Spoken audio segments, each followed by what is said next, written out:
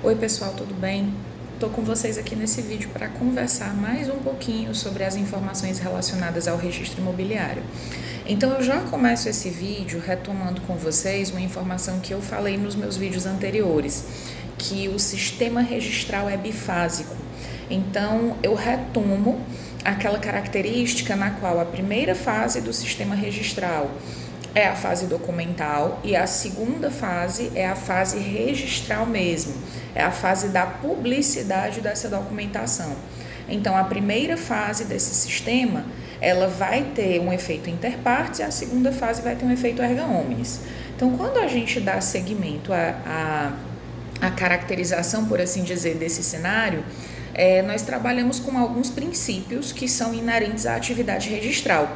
Então, aqui eu vou falar alguns para vocês. O princípio da legalidade surge aí com a exigência de que tanto o oficial de registro como os seus prepostos necessariamente devem realizar todos os atos registrais com a estrita observância aos requisitos legais. Então, toda a atividade registral, ela tem que estar diretamente em consonância com a legislação. O princípio da impessoalidade, ele vai dizer que todos os serviços que são prestados pelo cartório, pela serventia imobiliária ou pelo tabelionato de notas, eles devem ser prestados a todas as pessoas sem qualquer tipo de discriminação. O princípio da moralidade, que é próprio aí aplicável aos registros públicos, vai dizer respeito à conduta do registrador. Então, ele vai dizer que o registrador deve proceder de forma a dignificar a função que ele exerce, tanto nas atividades profissionais como na vida privada. O princípio da publicidade, inclusive um exemplo aqui do princípio da publicidade diz respeito à emissão das certidões, que é uma das atividades feitas pelo registro imobiliário. Então ele vai dizer que ele vai estar relacionado com a obrigação de fornecer informações solicitadas e as certidões requeridas pelo interessado. O princípio da eficiência indica que o registrador deve atender as partes com eficiência, com urbanidade e com presteza. Veja o seguinte, eu encontro referência a esses princípios tanto na Lei 8.935/94, que é a legislação que eu trabalhei com vocês nos vídeos anteriores, falando sobre as atividades dos cartórios, e a gente pode também fazer aí uma referência, pode puxar uma referência dele lá na Lei 6.015/73, que é a Lei dos Registros Públicos. Continuamos aqui nos princípios, só que setorizando de forma mais específica ao serviço registral. Nós temos também o princípio da especialidade, e o princípio da especialidade vai nos dizer o quê? Que tanto as pessoas que estão relacionadas com aquele imóvel, no caso, seja contratante, seja promitente comprador, se for um caso aí de alienação fiduciária, seja proprietário, eles necessariamente devem estar detalhadamente discriminados na matrícula do imóvel. Da mesma forma, o imóvel em questão necessariamente precisa estar com a sua discriminação ali detalhada. Todas as suas informações precisam estar detalhadas na matrícula. Seguindo aqui adiante com vocês, a gente também pode mencionar o princípio da instância, ou da reserva de iniciativa, certo? Ele vai dizer o quê? Via de regra, o registrador só pode praticar atos de registro e de averbação a requerimento se solicitado pelo interessado. Eu posso dar aqui vários exemplos para vocês.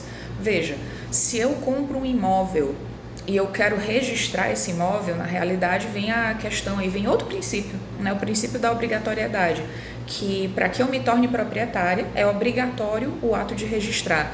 Então, se eu compro um imóvel, vamos pensar que eu comprei esse imóvel à vista, lavrei a escritura pública no tabelionato de notas, primeira fase do sistema notarial e registral, do sistema registral.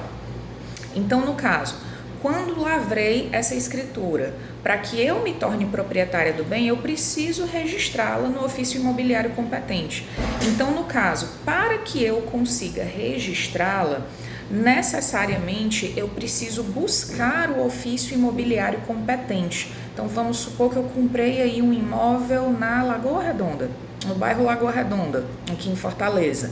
Então, no caso, eu vou procurar o primeiro ofício de registro de imóveis. E aí, onde é que entra aqui o princípio da instância ou da reserva de iniciativa? Ele vai dizer que eu necessariamente preciso procurar esse cartório, eu preciso solicitar que o meu título aquisitivo seja pré-notado, eu preciso pagar os emolumentos para que aí o cartório comece a fazer o movimento no sentido de efetivar o registro desse documento, tá? Temos também aqui outro princípio, o princípio da continuidade. Ele vai dizer o quê? Todo registro necessariamente precisa se apoiar no registro anterior, formando ali um encadeamento histórico na matrícula do imóvel. Então vamos imaginar que esse imóvel que eu comprei, ele pertencia ao João, no exemplo aqui anterior que eu citei para vocês. Então vamos esticar um pouquinho esse exemplo. Esse imóvel que eu comprei pertencia ao João, tá? Então, no momento em que eu mencionar aqui o título aquisitivo da minha propriedade, por exemplo, a escritura pública, na escritura pública, necessariamente tem que constar que quem está me vendendo esse imóvel é o João e que agora, depois de pagar o valor correspondente à transação imobiliária, eu vou me tornar a nova proprietária, tá bom? Então, essa lógica é a lógica do princípio da continuidade. Temos também aqui o princípio da tipicidade, que vai dizer o quê? Todos os atos de registro têm que estar indicados na legislação. Então, essa informação você encontra lá no artigo 167, inciso 1º da Lei de Registros Públicos, né? Lembre aí do que eu falei para vocês, as nossas referências aqui no direito imobiliário, elas sempre são relacionadas, ou pelo menos eu diria que aí 90% das vezes, tá? Elas vão estar relacionadas com a Lei 8.935/94 ou então com a Lei 6.015/73, que foi a que eu acabei de mencionar aqui, tá certo? Então, seguimos aqui. Temos o princípio da titularidade, certo? Ele vai dizer o quê? Todos os atos registrais só podem ser praticados por pessoas investidas de fé pública, nomeadas pelo poder público. Então, essa informação, ela traz aí, ela guarda correlação, por assim dizer, com os assuntos que eu venho debatendo com vocês nos vídeos anteriores, tá?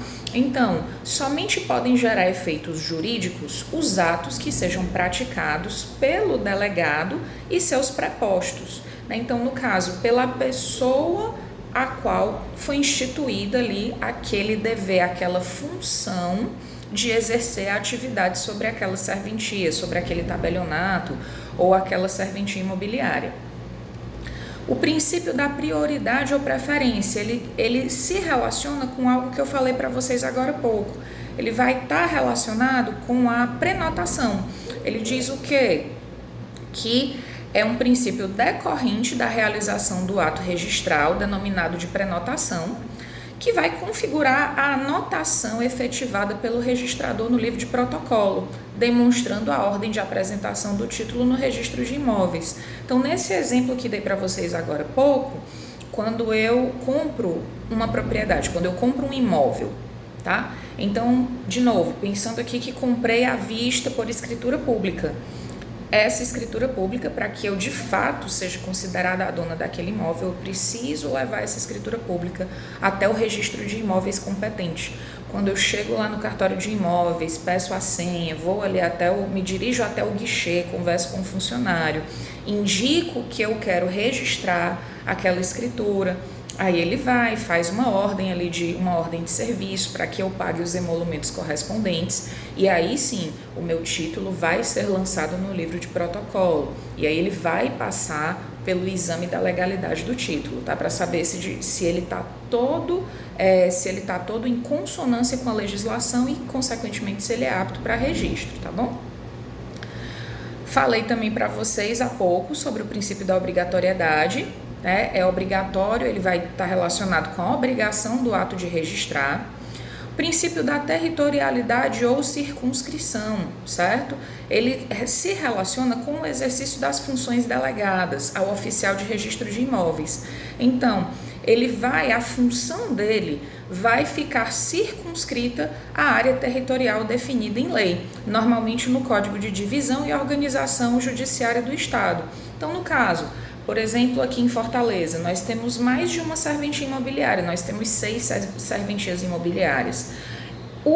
A pessoa que foi instituída para atuar, que foi designada para atuar na primeira serventia imobiliária, ela jamais poderá fazer um ato que seja de competência da 6ª serventia imobiliária, certo? Então, a ideia do princípio da territorialidade ou circunscrição é essa.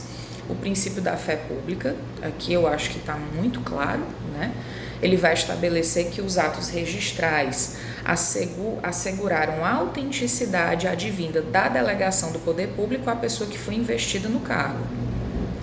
O princípio da concentração, que vai impor a averbação na matrícula do imóvel de qualquer ocorrência que modifique o registro, seja de natureza judicial ou seja de natureza administrativa. Você pode, de repente, me pedir um exemplo, né? Jéssica, me dá um exemplo aí de uma averbação que modifique o registro. Te dou aqui, vamos pensar, um imóvel que foi adquirido por alienação fiduciária, por financiamento, tá? Então, o contrato de financiamento, como a gente costuma falar aqui de maneira mais informal, o contrato de financiamento é registrado. Quando esse financiamento é quitado, aí o banco emite um documento chamado termo de quitação. O termo de quitação é averbado na matrícula, indicando que agora aquele outrora promitente comprador é de fato proprietário. Se for uma escritura pública de pacto antinupcial, então uma pessoa adquiriu um imóvel no estado civil solteiro, e aí no caso essa pessoa casou-se, ainda casou num regime de bens fora aí do regime oficial. Então, essa pessoa casou aí no regime da comunhão universal de bens, por exemplo. Ela necessariamente precisa lavrar uma escritura pública de pacto antinupcial. Essa escritura de pacto antinupcial, ela vai ser averbada na matrícula do imóvel também, tá? Então, ela traz uma alteração, né? Ela traz uma alteração, uma ocorrência que vai modificar a natureza original, digamos assim, do registro, né? Então, a mudança de estado civil, ela também pode ser um objeto de averbação, não só a mudança de estado civil, mas também a mudança de estado civil e ali o registro não, para não ficar confuso, e a evidência de que além da mudança de estado civil, tem-se ali um regime de bens que precisa ser observado se porventura aquele imóvel for partilhado, tá? Bom, algumas terminologias próprias do registro de imóveis, eu acredito que aqui não vai ter muita dúvida com vocês. O notário ou tabelião de notas, ele é responsável pela elaboração do documento próprio ali da primeira fase do sistema registral, e o oficial de registro de imóveis ou registrador vai ser ali o responsável pelo registro da documentação e o alcance do efeito erga omnes, tá? Algumas formas de registro que podem gerar dúvidas aqui para vocês: transcrição, inscrição e matrícula. Matrícula, pessoal, é a terminologia que nós utilizamos desde o advento da Lei 6.015/73.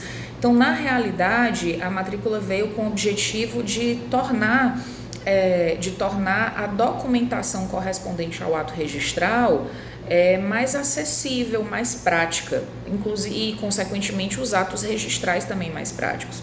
Então, quando você solicita, por exemplo, a certidão de um imóvel, né, a certidão ela vem acompanhada de uma cópia da matrícula.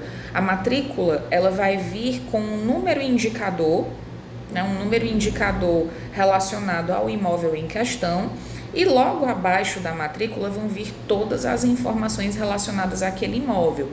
Então, todo o histórico de transações das quais esse imóvel fez parte, todo o histórico de proprietários que esse imóvel já teve, certo? Transcrição e inscrição eram livros do registro imobiliário, do serviço imobiliário, amparados pelo decreto 4.857/39. São aqueles livros bem antigos E aí, de repente, se você me perguntar, eles não existem mais? Eles existem sim ainda, mas como é que isso está sendo gerenciado? Todos os imóveis que ainda estão registrados no sistema de transcrição e inscrição, no momento em que eles passam por uma nova transação, e essa transação necessariamente vai ser condicionada a um registro, aí eles são transferidos para o formato da matrícula. É gerado um número de matrícula correspondente àquele imóvel e eles passam a fazer parte do sistema vinculado à matrícula que consequentemente foi trazido aí por ocasião da Lei 6.015/73. A grande diferença entre transcrição e inscrição é a natureza dos registros que eram feitos antigamente. Então, por exemplo, no livro transcrição eram anotados, por assim dizer, os atos relacionados à compra e venda, à doação, por exemplo. E na inscrição, enfiteuse, promessa de compra e venda, hipoteca, né? São alguns exemplos. Então, assim, elas continuam válidas, certo? Transcrições e inscrições continuam válidas. E os imóveis que são objetos delas somente serão objeto de matrícula a requerimento do interessado ou em outros casos que a lei determine, certo? Então, eu dei um exemplo aqui para vocês. Se porventura esse imóvel for submetido aí a alguma transação, por exemplo, de compra e venda, ele acaba sendo aí transferido, para me posicionar aqui de maneira mais clara, para o sistema de matrícula, tá? É uma hipótese. Então, aqui o que nós podemos também tratar, certo? Aqui estou seguindo aqui com vocês um roteiro para a gente ir esclarecendo esses pontos aqui relacionados à atividade registral especificamente, certo? Vamos ver aqui, seguindo aqui com vocês, a título também de ratificação de informações, a correlação entre os termos preferência, prenotação e protocolo. Então, do jeito que falei para vocês ali atrás, nos princípios do sistema registral, a prenotação ela decorre da ação do interessado quando ele apresenta o título aquisitivo da propriedade, por exemplo, e esse título ele é pré-notado, né? Ele é lançado no livro de protocolo e uma vez que esse título é apresentado e os emolumentos são pagos, ele vai gerar o direito de preferência, né? Então, esse direito de preferência assiste ao apresentante do título que primeiro comparece ao ofício de registro de imóveis. Então, no caso, uma vez que o interessado faz esse movimento de apresentar o título ao ofício imobiliário competente, paga os emolumentos, ele tem garantido seu direito de preferência a partir do lançamento desse título, a prenotação desse título no livro de protocolo.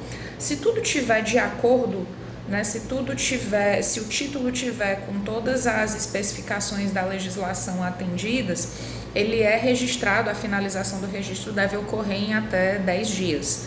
Ou então, a devolução desse título para o interessado para que ele sane as pendências indicadas pelo registrador.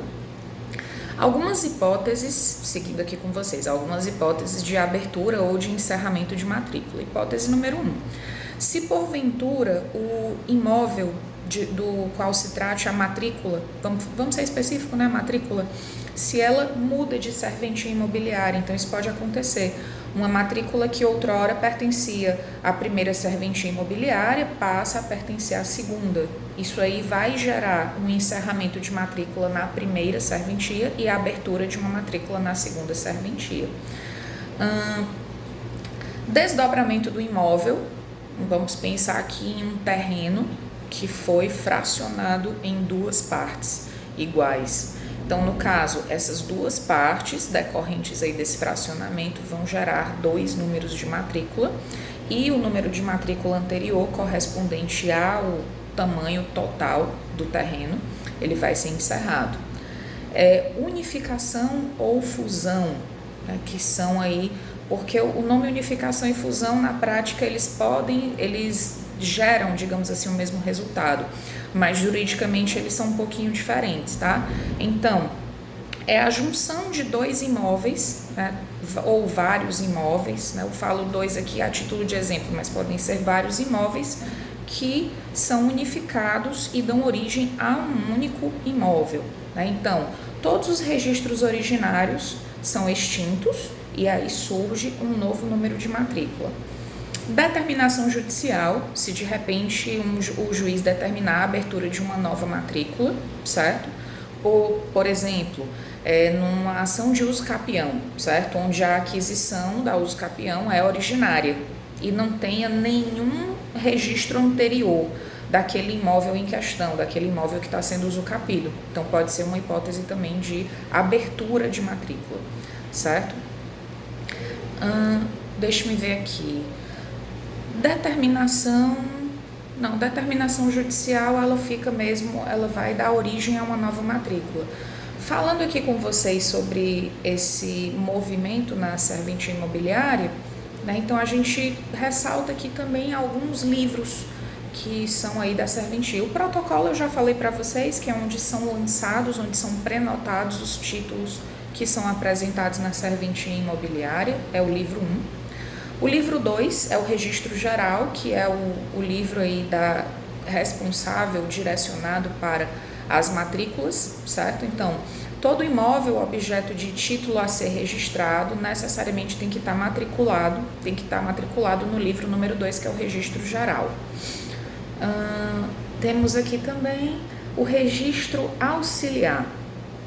Ele vai ser destinado, é o livro 3, destinado a tornar públicos os atos atribuídos ao registro de imóveis por disposição legal, mas que não se referem diretamente ao imóvel. Por exemplo, o pacto antinupcial, falei há pouco aqui para vocês, convenção de condomínio, cédulas de crédito rural, são alguns exemplos. Indicador real, livro 4, ele vai constituir o repositório de todos os imóveis que vão figurar nos demais livros. Ele pode ser considerado como um índice de todos os imóveis registrados na serventia.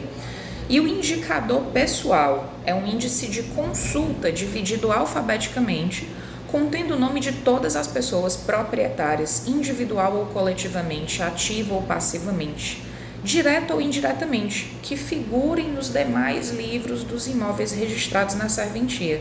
Então, são esses 5 livros que fazem parte das serventias imobiliárias. Para a gente finalizar aqui, algumas certidões que são emitidas pelo cartório de registro de imóveis. Então, certidão de registro é um resultado de buscas realizadas nos livros da serventia imobiliária, ou com base no endereço do imóvel, ou com base no nome do proprietário, ou com base no CPF do proprietário.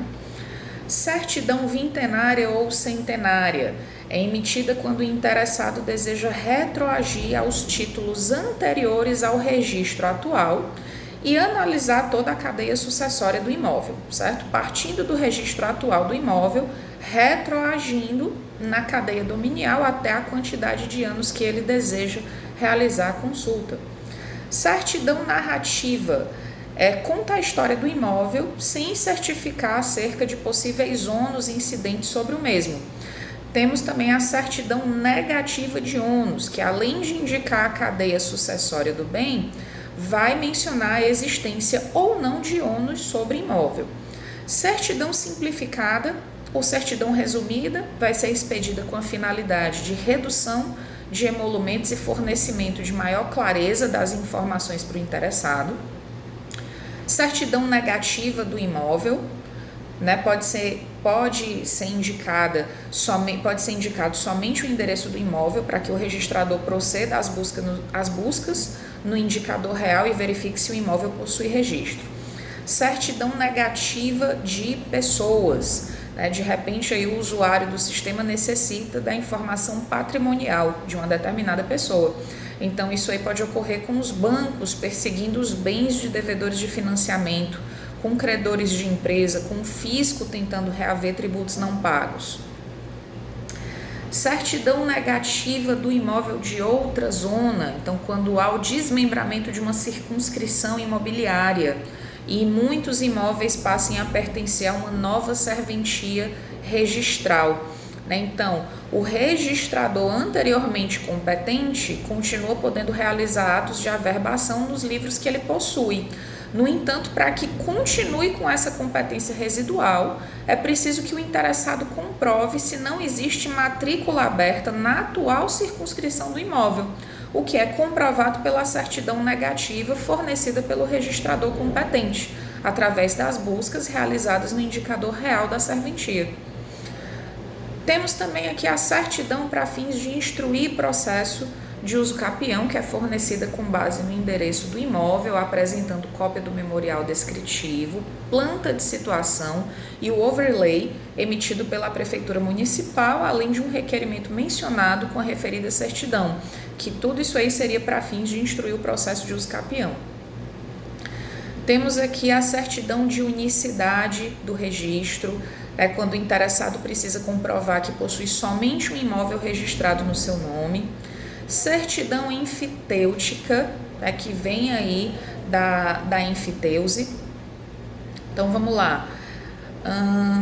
Tem como pessoas envolvidas, falando aí da enfiteuse, tem como pessoas envolvidas o senhorio e o enfiteuta, e como obrigações o foro e o laudêmio. Certidão de imóveis com plurimas alienações não regularizadas. Então, alguns registros muito antigos de grandes glebas de terra vendidas parceladamente inúmeras vezes, ou seja, terras com plurimas alienações, realizados antes da vigência da lei dos registros públicos e que, consequentemente, não obedeciam ao princípio da especialidade. Então, ela está vinculada, essa certidão de imóveis com plurimas alienações não regularizadas, está vinculada a esses contextos aí. Pessoal, essas aqui são as considerações que tenho para falar para vocês por enquanto. No próximo vídeo eu vou seguir adiante com as abordagens sobre o direito imobiliário, tá bom? Até lá!